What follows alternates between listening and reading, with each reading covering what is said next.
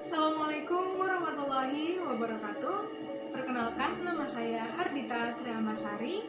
Di sini saya akan mencoba untuk menjelaskan mengenai teknik pengawetan dengan menggunakan metode pengasapan. Berbicara tentang pengasapan, tahu nggak sih apakah pengasapan itu?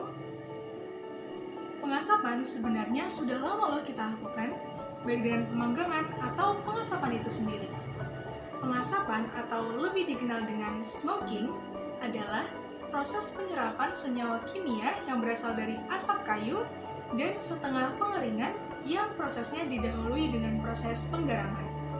Jadi teman-teman, inti dari definisi pengasapan itu sendiri adalah pengasapan adalah suatu proses yang dimulai dari persiapan bahan mentah hingga ke tahap pengasapan akhir, yang mana pengasapan ini dapat mengakibatkan perubahan tekstur, flavor, dan rasa dari bahan mentah yang dikenai proses pengasapan. Nah, tujuan dari metode pengasapan ini adalah untuk memperpanjang umur simpan dari suatu bahan dan menciptakan cita rasa dan aroma khusus terhadap makanan yang diawetkan. Jadi teman-teman, kali ini saya akan membahas mengenai 4 pokok bahasan tentang teknik pengasapan.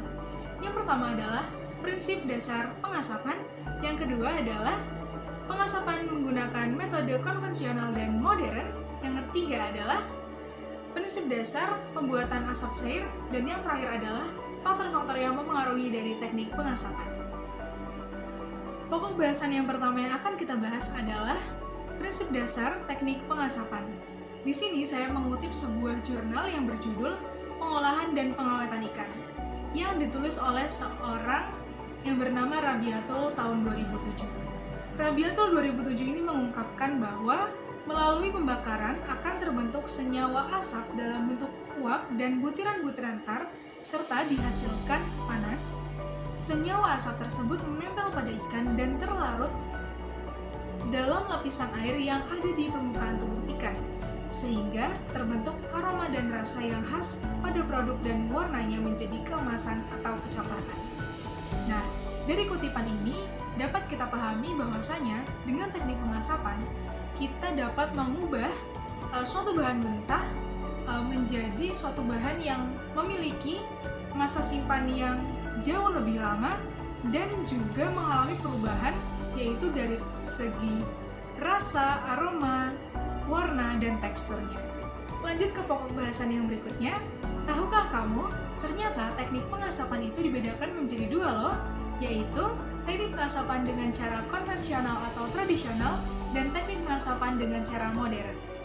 Nah, teman-teman, ternyata teknik pengasapan dengan cara konvensional atau tradisional ini lebih banyak dikenal di masyarakat.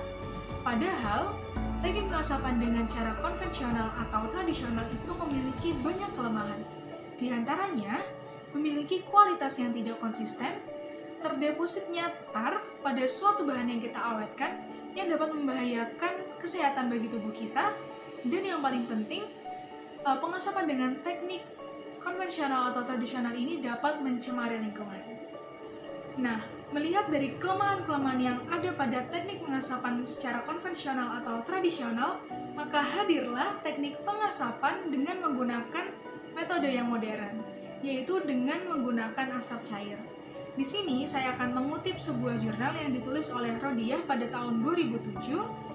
Jadi Rodiah 2007 ini mengungkapkan bahwa teknologi pengasapan dengan menggunakan asap cair dapat mengatasi kelemahan yang ada pada pengasapan tradisional.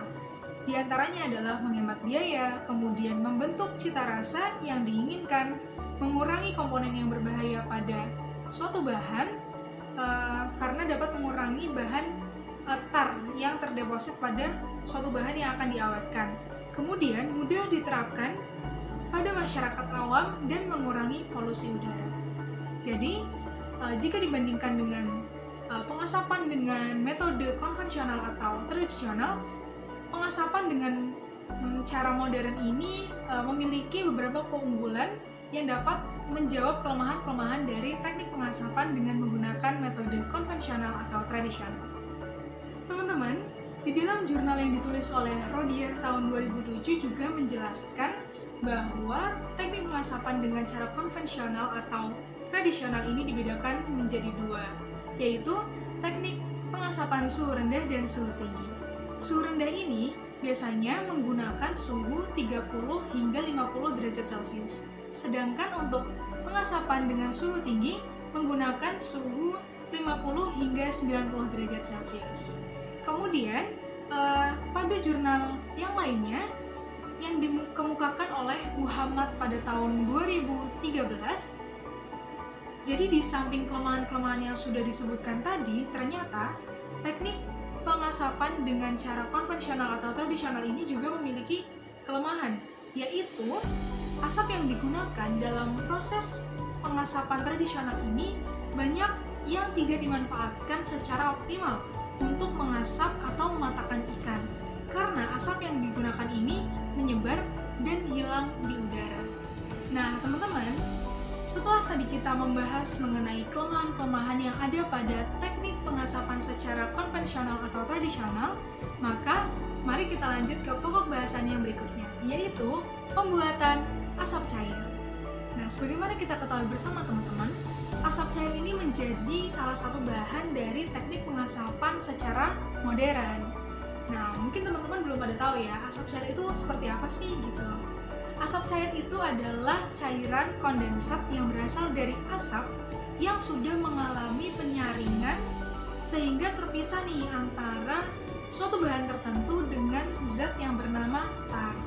Nah, berdasarkan penjelasan sebelumnya, jadi tar ini sebenarnya sangat berbahaya ketika tar dikonsumsi oleh tubuh manusia.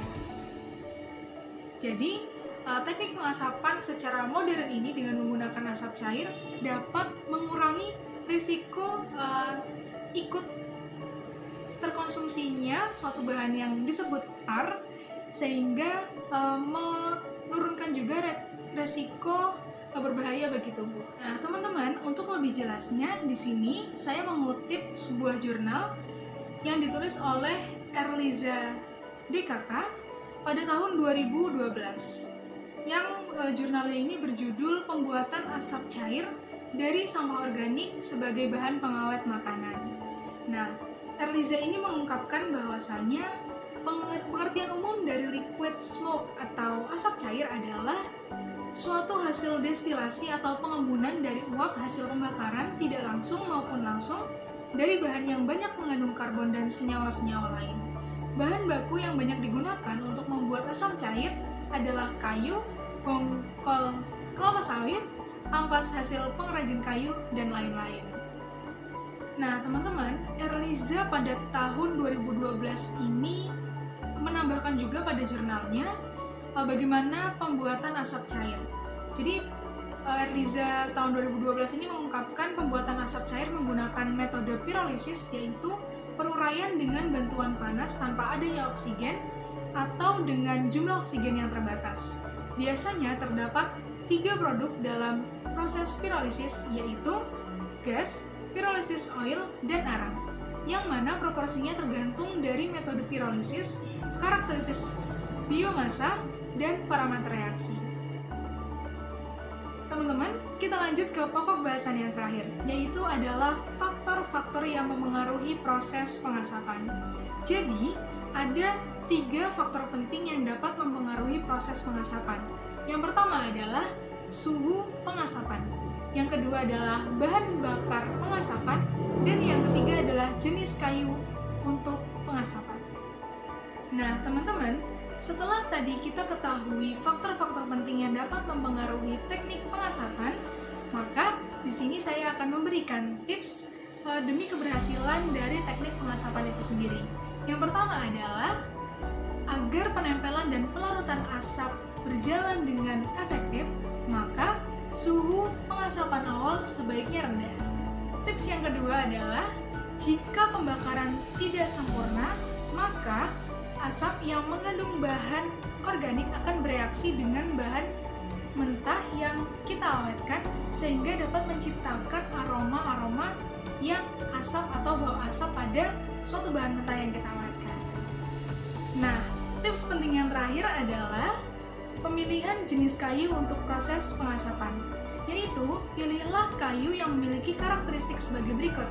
Yang pertama adalah lambat untuk terbakar, Yang kedua, memiliki atau mengandung komponen-komponen yang mudah terbakar, dan yang terakhir adalah menghasilkan asam. Nah, itu tadi pembahasan singkat mengenai teknik pengasapan baik secara konvensional atau modern. Mungkin sekiranya hanya itu yang dapat saya sampaikan. Kurang lebihnya mohon maaf. Wassalamualaikum warahmatullahi wabarakatuh. Dadah!